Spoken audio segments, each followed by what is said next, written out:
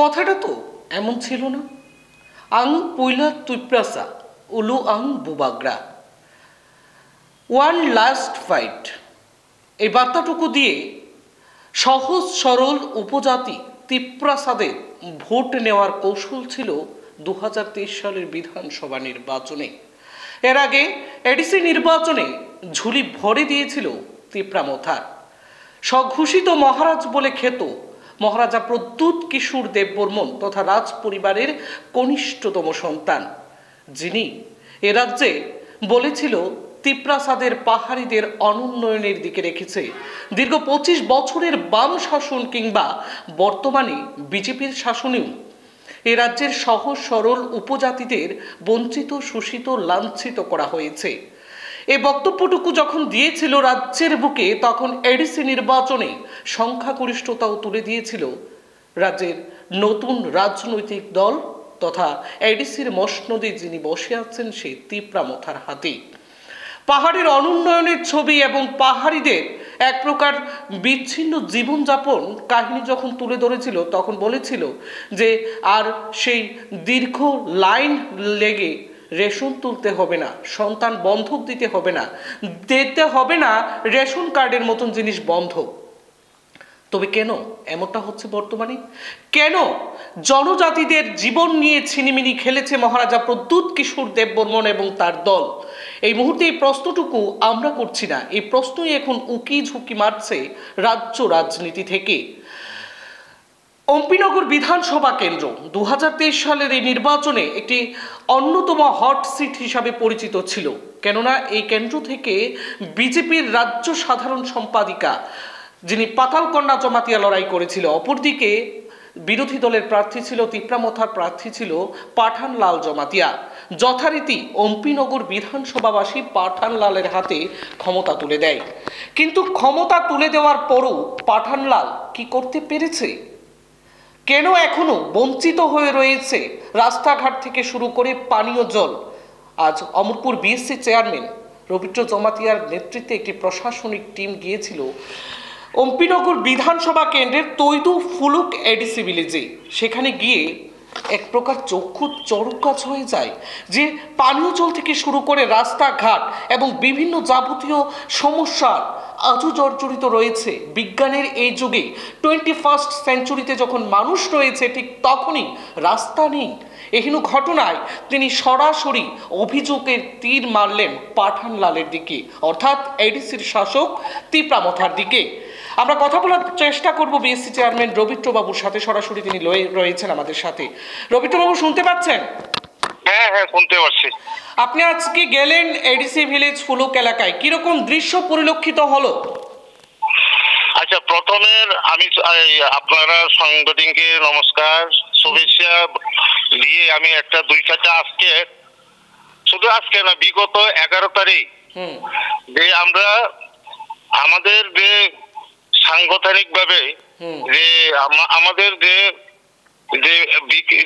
বিকশিত মেলা হিসাবে অঙ্গ হিসাবে আজকের এই সাংগঠনিক মধ্যে দিয়ে আমরা প্রবাসী কার্যক্রমকে নিয়ে যখন আমি যে সন্তান 1, 2, 3 সন্তান পাড়া এবং পুলকু বিসি আন্দারে যখন গেছিলাম, ওদের ক্ষেত্রে শুধু রাস্তাঘাট নাই, পানীয় জল ব্যবস্থা নাই, বক্স কালভার নেই, কারেন্ট নেই, এরপরে বিভিন্ন একটা বেকায়দার মধ্যে আমাদের জনজাতি ভাইরা আছেন।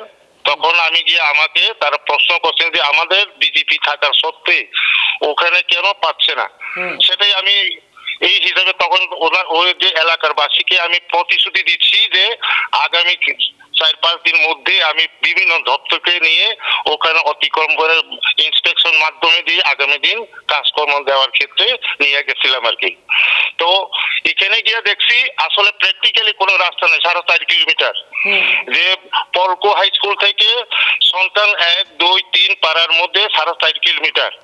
তো আজকের এখানে ইঞ্জিনিয়ার পিডব্লিউডি এসডিও নিচ্ছি, এরপরে ইলেকট্রিক সিনিয়র ম্যানেজার নিচ্ছি, এরপরে ডিডব্লিউএস এর এসডিও নিচ্ছি, এরপরে আরেকটা হচ্ছে আরডি দপ্তর থেকে সব এলাকা মানে আলোচনার মধ্যে দিয়ে আগামী 25 থেকে 26 তারিখের মধ্যে দিয়ে একটা স্যাংশন এস্টিমেট গুলো স্যাংশন করার চিন্তাধারা নিচ্ছি এবং আগামী দিন ইলেকশন আগে আমরা 1, 2, 3টা মানে এস্টিমেটের মাধ্যমে কাজ শুরু করতে যাচ্ছি আর কি। বর্তমানে রবীন্দ্রবাবু আরেকটা জিনিস জানার চেষ্টা করব, বর্তমানে অম্পিনগর বিধানসভা কেন্দ্রটুকু কিন্তু রাজ্যের প্রধান বিরোধী দল তিপ্রামথার দখলে।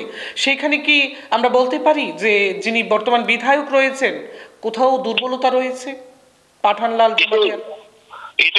এটাই আজকের সাধারণ মানুষের এখানেই প্রশ্ন করছে যে বিগত 23-এর নির্বাচনের মধ্যে দিয়ে বলে তারা প্রতিশ্রুতি দিছে আমরা এখানে জিতলে রাস্তাটা করামো, জলের ব্যবস্থা করামো, ইলেকট্রিক সার্ভিসের কানেক্টিভিটি করামো প্রতিশ্রুতি দেওয়ার পর এখন পর্যন্ত বর্তমান অম্পিনগরের যে বিধায়ক যে পাঠানলাল এখন পর্যন্ত ওরা সুখ দুঃখ প্রশ্ন এখনো যায়নি। এইভাবেই আমাদের কাছে ওরা ঠিক আছে রবীন্দ্রবাবু, আমরা যদি এই জিনিসটা ধরি তাহলে 2018 সালে কিন্তু আপনাদের শরিকি দল আইপিএফটির বিধায়ক ছিল সিন্ধুচন্দ্র জমাতিয়া, তাহলে কি উনিও এরকম কাজ করেননি বা জনজাতি ওই এলাকার জনজাতিদের জন্য কাজ করেনি, সেটা কি বলতে পারি এই মুহূর্তে?